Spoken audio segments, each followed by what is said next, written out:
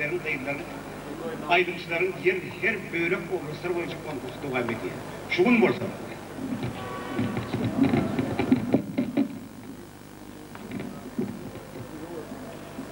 Erkeğat boyumu uğrayarak burada oldu, oraya diyoruz. Şugun bolsa, yine şol konkursun zemince bilen, bütün Türkmenlerin, Emir'de yaşayan Türkmenlerin birinci halkara konkursuna çeydi. Senin bilişini deyali, yamiyatayın aşık aydın pirin, yurdununa, kantoy geçirdik.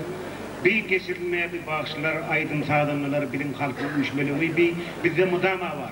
Yönüşü ediliyat uyuşmeliği şeyle konkurs, dine bir nükten haylamak, dine bir nükten birinci, ikinci yer vermek için değil, halkımızın ildak taralmadık, görünmeyen, eşitilmeyen, radyoda, televizyonda, evde çıkış etmeyen oğlunluğun yaş tanıtlık vardığını saylap, maktap, yüze çıkarmak, halkımı da eşittirmek, görmek.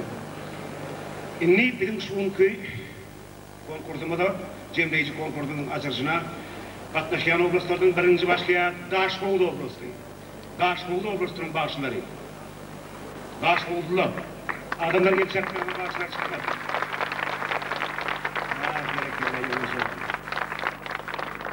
Çerce oblasının bağışçıları. Çerce oblasının.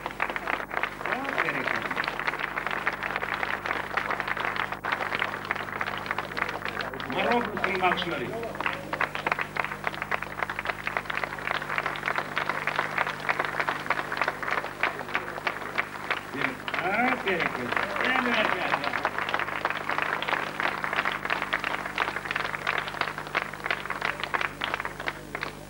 Balkan Oblası'nın bağışçıları.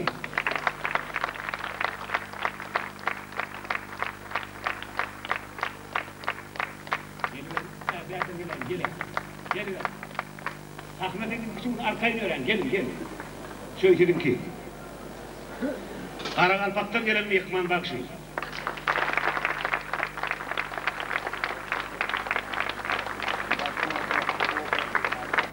Afganistan'dan gelen Bakşı.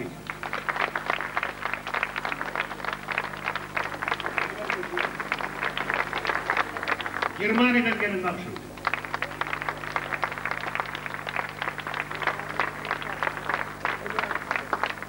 Şüphesiz hem de İran'dan gelen bağışçılar yollu adamlar. Karaşatılıyor. Bunlar tekel kesiyor. Şu konkursunda bir şu bağışçıların yağışını, şeyde davarhani açılmak için Medeniyet Ministeri'nin ormanları Vasıla Galina Yaspırı'na bildirdi. Aydınlar hakkı bulup gelin mesela yanlaşır uzunlukta bu uğrayalar. Hormatlı mehmanlar, kadırdan iyildeşler, şuun Türkmen etrafına bir ulu bayramçılık geldi. Bilen olsanız Türkmen halkının, bütün Orta Asya halkının en hormatlı, devletli, tüyyan adamlarının birin bağışı olmalı. Şunun için ben size şuun birinci halkarı, yaş Türkmen bağışçıların konkursunun açılışıyla kutlamaya ruhsat edin.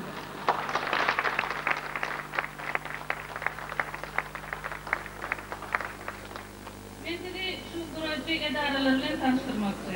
Türkmenistan SSR'in Medeniyet Ministerliği, Türkmenistan Komsomol'un Merkezi Komitesi, Türkmenistan Profsoyuzların Federasyası, Vatan Cemiyeti hem Türkmenistan Devlet Radyo ve Televizyon Komitesi. Şu konkursumuzun himayetçisi Aşabat Birleşiği Türkmen Çakır. Şu konkursu geçiren idare Daşarı yurtlar bilen medeni iqtisadi araştırmaları boyunca e'lim meşhur firması. Hormatly mehmanlar. Endiki sözü en hormatly Türkmenistan'da belli bağışçılarımız bütün medeniyet Tongot işgärlerinin adından kutlamağa halk atladan bağışı ödeniyat nobatıva vermeye ruhsat verdi. Adamlar, bugünlere bütün dünya yaşlarının bağışı adamların birinci doğuşluk yaşını getiriyorlar. Bu da atların katı biz köp vaktlerden beri karışık görüyorlar. Aydım saatini otu demek, 10 iyinin kuvvacı, halkın kuvvacı var ya.